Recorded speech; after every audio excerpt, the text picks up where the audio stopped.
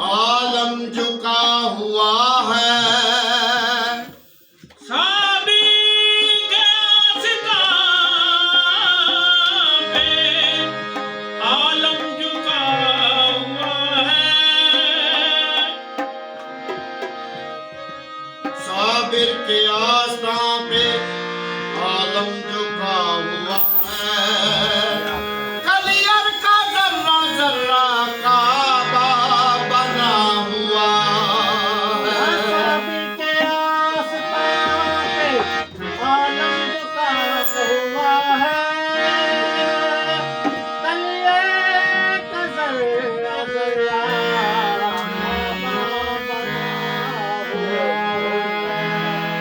ये चिश्ती खान का है या कि संगे मुस्तफाई है। मेरी हैरत की दुनिया है जो मुझको खींच लाई है। मेरी हैरत की दुनिया है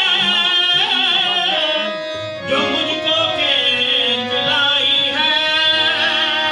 ना कलियर में बसा हूँ ना मदीने में रसाई है।